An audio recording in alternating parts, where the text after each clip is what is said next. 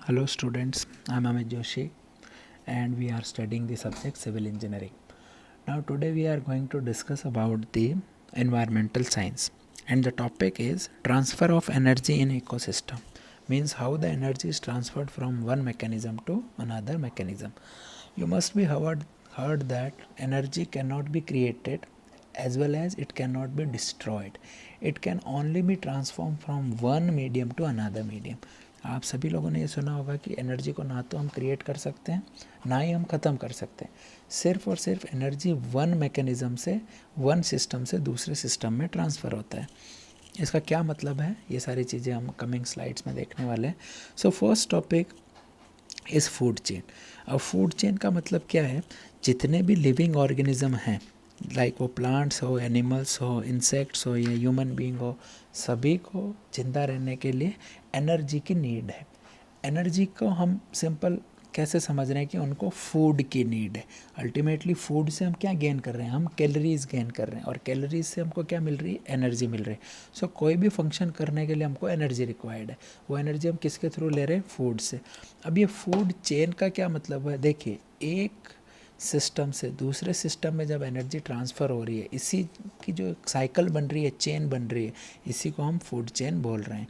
जैसे कि हम फिगर से अच्छे से समझेंगे. सबसे पहले मान लीजिए सन है, तो सन से हीट आ रही है. इस हीट को ऑब्जर्व करके प्लांट्स जो हैं वो क्या कर रहे हैं, अपना फूड प्रिपेयर कर रहे हैं with the help of process of photosynthesis. तो ये जो पर्टिकुलर प्रोसेस है, इसमें प्लांट्स या ग्रास वो कर क्या रहा है, अपने लिए एनर्जी को क्रिएट कर रहा है, गेन कर रहा है, राइट. अब ये एक्चुअल में क्रिएट नहीं कर सकता, ये एनर्जी ट्रांसफ़र हो रही कहाँ से, जो हीट सन की जो एनर्जी है उसके थ्रू क्या हो रहा है, प्लांट्स के अंदर एनर्जी आ रही है, राइट. तो जो अपना फूड खुद प्रिपेयर करते हैं उनको हम बोलते हैं प्रोड्यूसर्स. जैसे कि एग्जांपल हो गया हमारा प्लांट्स. तो प्लांट अपना फूड खुद बना रहे हैं तो उसको हम बोल रहे हैं प्रोड्यूसर्स. यानी ये क्या कर रहे हैं, प्रोड्यूस कर रहे हैं, पर्टिकुलर एक सिस्टम को बिगिन कर रहे हैं. ये हमारी फूड चेन हम डिस्कस करने वाले हैं. देन सेकंड हो गया हमारा प्राइमरी कंज्यूमर्स. मतलब उस एनर्जी को जो ग्रास ने खुद बनाई या प्लांट्स ने खुद बनाई, उसको क्या करने वाले हैं, प्राइमरी कंज्यूमर क्या करने वाले हैं, यूटिलाइज़ करने वाले हैं. इजी लैंग्वेज में आपको समझाता हूँ. तो हम क्या करने वाले हैं, प्लांट्स को जो खा रहे हैं वो हमारा क्या हो गया, प्राइमरी कंज्यूमर. ये ग्रास हॉपर हो सकते हैं, ये गोट हो सकती है, ये बफेलो हो सकती है, काऊ हो सकती है, ह्यूमन बीइंग हो सकते हैं. तो जो भी प्रोड्यूसर्स को डायरेक्टली खा रहे हैं वो हमारा क्या हो गया, प्राइमरी कंज्यूमर हो गया, उनकी एनर्जी नीड को पूरी करने के लिए, राइट. अब क्या होगा, ये ग्रास हॉपर को मान लीजिए स्नैक खा रहा है, तो ये क्या हो गया, सेकेंडरी कंज्यूमर हो गया. क्योंकि स्नैक डायरेक्टली ग्रास को नहीं खा सकता, तो वो क्या कर रहा है, प्राइमरी कंज्यूमर को खा रहा है. आप इस चीज़ को समझ गए होंगे.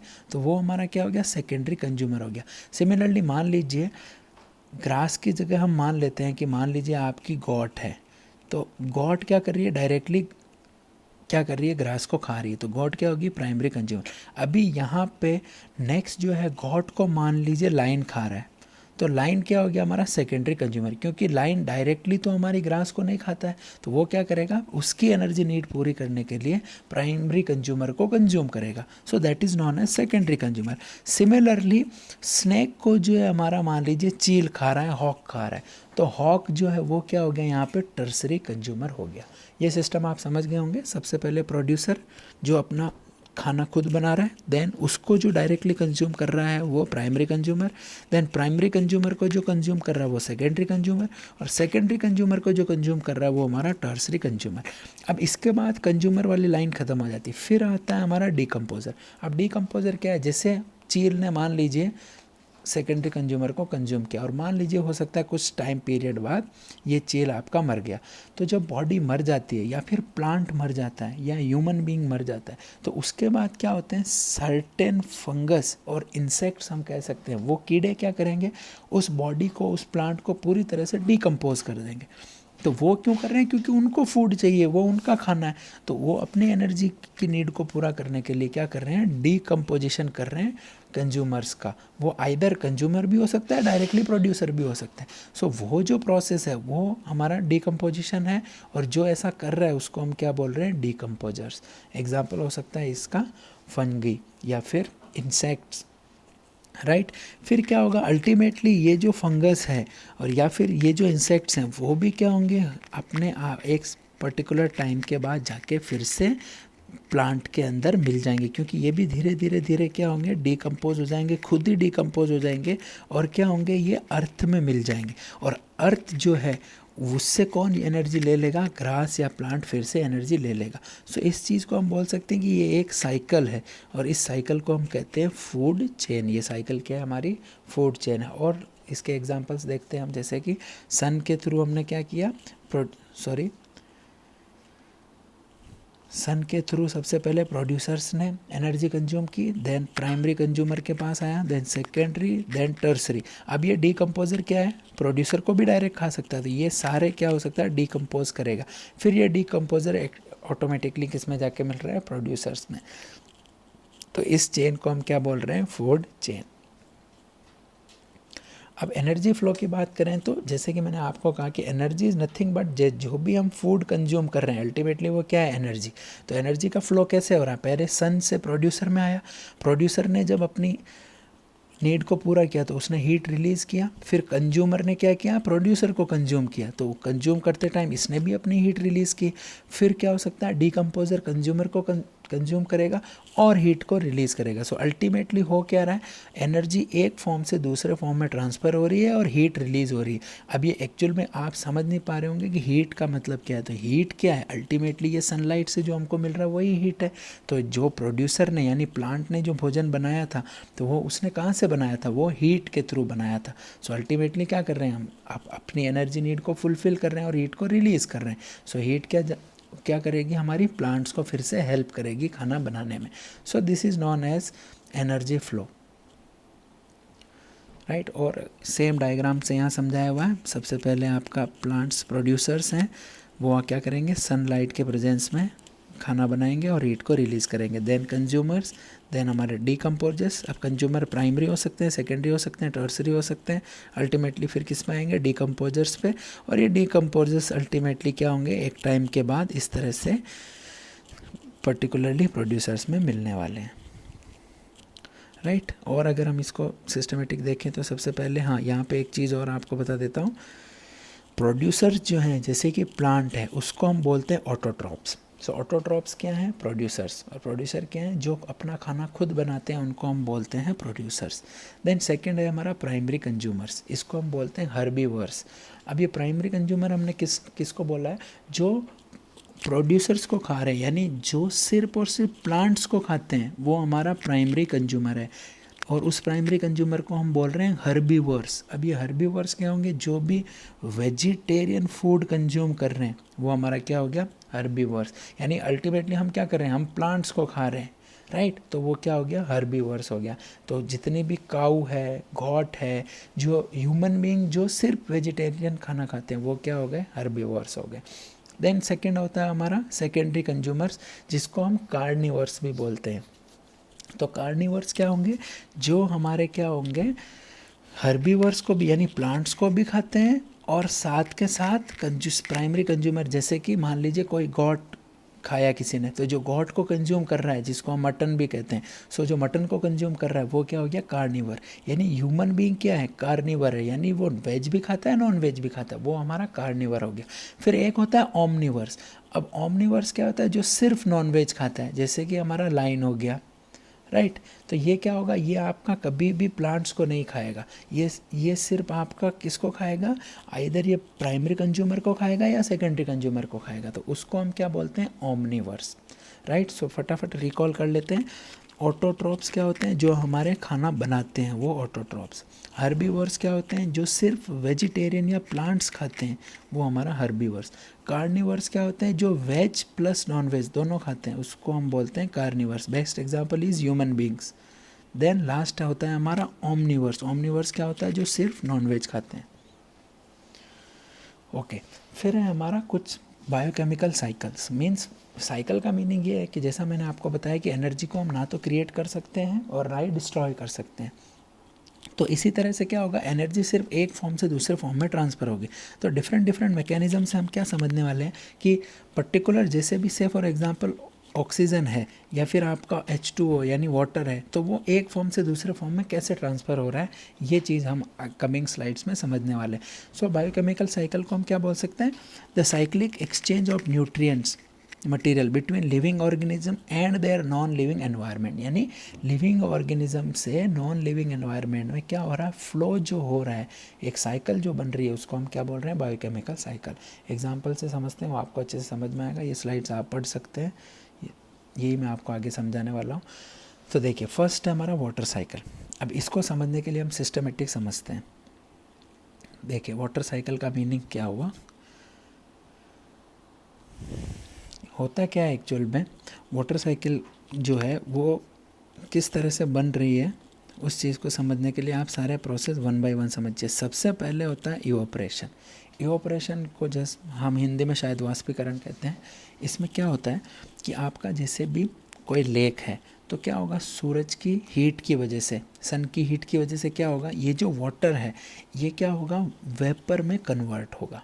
तो ये वेपर में कन्वर्ट हो जाएगा। इस प्रोसेस को हम इवोपरेशन कहते हैं, वाष्पीकरण कहते हैं, या भाप बनना कहते हैं। जैसे कि आप सिंपल गैस स्टोव पे भी अगर वाटर को बॉईल करोगे तो कुछ टाइम के बाद आप देख सकते हो, और अगर मान लो आपने उसको एक प्लेट से कवर किया, जैसे ये आपका कंटेनर है जिसमें आप बॉईल कर रहे हो, यहाँ पे प्लेट से आपने कवर किया, तो आप क्या देखोगे, यहाँ पे कुछ वाटर की ड्रॉपलेट्स आ गई। तो ये क्या है, एक्चुअल में पहले भाप बनी थी, जब वो भाप वापस ठंडी हो गई तो वो क्या हो गई, वाटर ड्रॉपलेट बन गई। सो इवोपरेशन का मतलब क्या है, हीट की वजह से वाटर जो है सरफेस को छोड़ के ऊपर की साइड ट्रेवल करता है, इस चीज़ को हम बोलते हैं इवोपरेशन। देन इस पर्टिकुलर सिस्टम में नेक्स्ट थिंग क्या आती है, जैसे कि आप इस डायग्राम में समझ सकते हैं।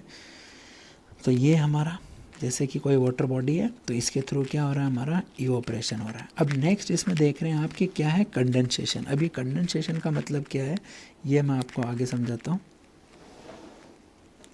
कंडेंसेशन के अंदर क्या हो रहा है, देखिए, तो इवोपरेशन से वाटर वेपर जो है वो ऊपर की तरफ आई, यहाँ तक आ गई। अब क्या हो रहा है, क्योंकि अपसाइड जब ये ट्रेवल करेगी ये भाप, तो क्या होगा, टेम्परेचर जो होगा वो डाउन होगा, यानी ये भाप क्या हो जाएगी, कूल हो जाएगी। जब ये कूल हो जाएगी तो ये क्या हो जाएगी, फिर से वाटर ड्रॉपलेट बन जाएगी, जिसको हम डे टू डे लाइफ में बादल कहते हैं कि बादल है। सो ये बादल is nothing but the water vapours which is get cooled due to the decrease in the temperature.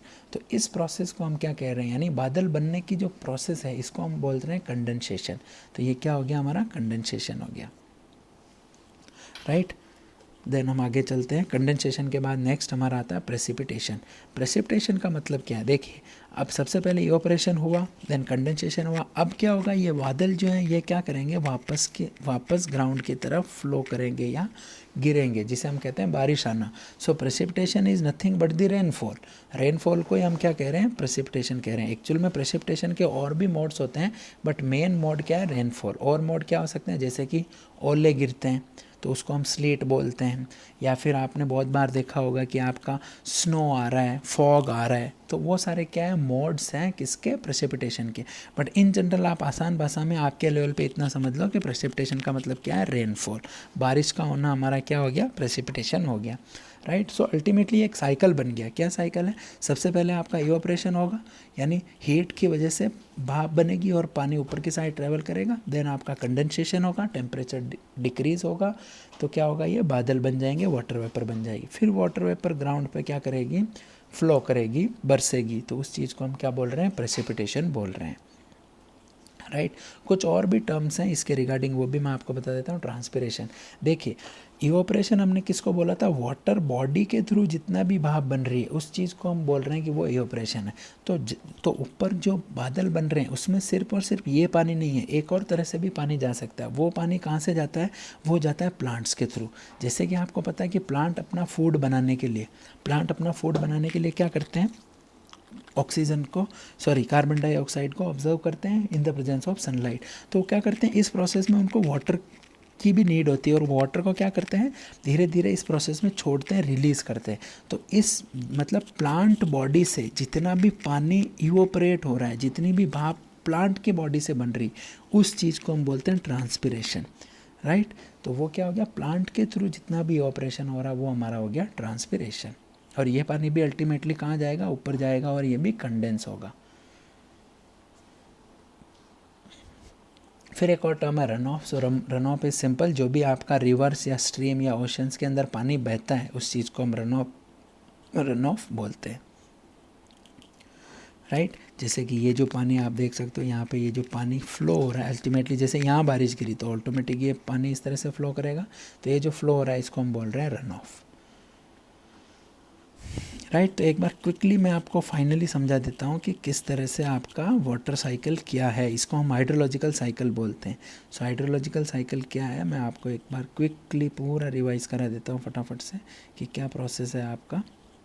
तो सबसे पहले अगर हम देखेंगे तो सबसे पहले हमारे पास क्या हो रहा है, अगर इस डायग्राम से हम समझना चाहें तो ये सी है, ये सी में टेम्परेचर राइज हो रहा है और ये क्या हो रहा है, इवोपरेशन इस तरह से हो रहा है। फिर ये जब आप ऊपर गई तो यहाँ पे क्या हुआ, कंडेंसेशन हुआ। कंडेंसेशन से क्या होगा, ये बादल जो क्या बन जाएंगे और ये बादल जब वापस हमारा क्या होगा, ज़मीन पे बरसेंगे तो इस चीज़ को हम बोलेंगे प्रेसिपिटेशन। ये हमारा पूरा हाइड्रोलॉजिकल साइकिल हो गया। इसी में एक और टर्म क्या है, ट्रांसपिरेशन, यानी प्लांट्स के थ्रू जो पानी हमारा इवोपरेट हो रहा है उसको हम क्या बोलेंगे, ट्रांसपिरेशन। और रन ऑफ क्या हो गया हमारा, जो भी वाटर हमारा फ्लो करेगा सरफेस पे उसको हम कहेंगे रन ऑफ। एक और टर्म यहाँ पे आया है परकोलेशन, वो भी मैं आपको बता देता हूँ। तो परकोलेशन का मतलब क्या है, ज़मीन के अंदर वाटर जो इनसाइड चला जाता है इसको हम बोलते हैं परकोलेशन। जैसे आपने देखा होगा कि जैसे यहाँ पे आज बारिश हुई तो यहाँ पानी भरा हुआ, लेकिन कल ये पानी नहीं होगा, तो अल्टीमेटली क्या हुआ, कुछ पानी तो रन ऑफ हो गया और कुछ पानी ज़मीन के अंदर चला गया। तो उस अंदर जाने के प्रोसेस को हम क्या बोल रहे हैं, परकोलेशन बोल रहे हैं। चलिए, सो ये हमारा क्या हो गया, वाटर साइकिल हो गया। तो अल्टीमेटली इससे हमने क्या समझा कि वाटर जो है वो एक फॉर्म से दूसरे फॉर्म में ट्रांसफ़र हो रहा है, लाइक एनर्जी, कि पहले वाटर हमने ना तो वाटर को नया बनाया है ना ही वाटर कहीं ख़त्म हुआ है, यानी वो एक सिस्टम से दूसरे सिस्टम में सिर्फ और सिर्फ ट्रांसफ़र हुआ है। ये पर्टिकुलर जो चीज़ है इसको हम बोलते हैं वाटर साइकिल।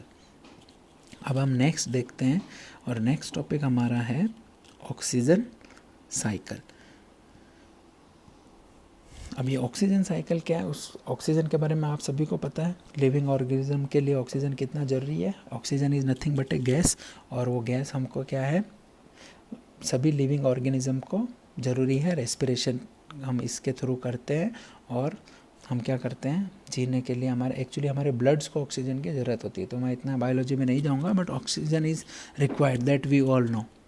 नाउ अभी ऑक्सीजन जो है वो एक फॉर्म से दूसरे फॉर्म में ट्रांसफ़र कैसे हो रही है, समझिए। तो सबसे पहले मान लीजिए हम टॉप से स्टार्ट करें तो एटमॉस्फेयर में ऑक्सीजन है, मतलब हमारी हवा में ऑक्सीजन है। उसको हमने क्या किया, रेस्पिरेशन के थ्रू, यानी हमने सांस लेते टाइम एनिमल्स ने और कुछ प्लांट्स भी इसको कंज्यूम करते हैं, हमने कंज्यूम कर ली। एनिमल्स में ह्यूमन बीइंग भी आ गए, तो हमने क्या किया, सांस लेते हुए ऑक्सीजन को कंज्यूम किया।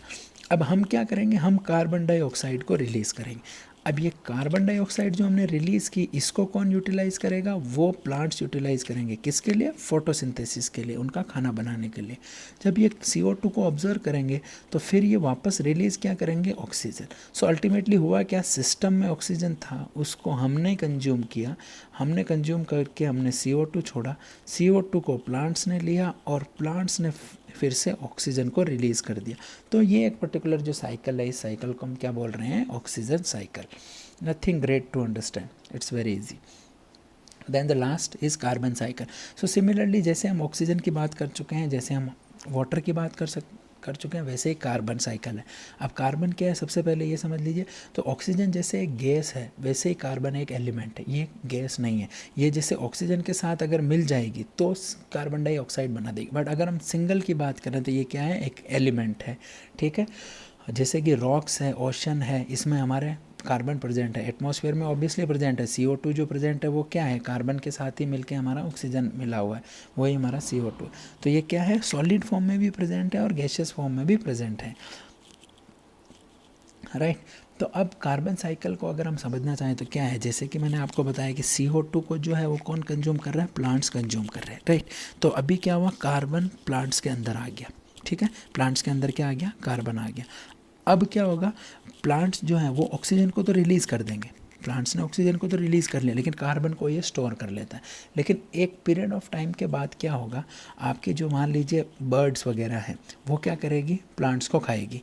तो अब कार्बन कहाँ से, प्लांट्स के थ्रू किस में आ गया, एनिमल्स में आ गया। या फिर सिमिलरली ऐसा समझ लीजिए कि प्लांट आपका एक टाइम के बाद डिके हो गया, मर गया, तो क्या होगा, उसको क्या करेंगे, इंसेक्ट्स खाएंगे।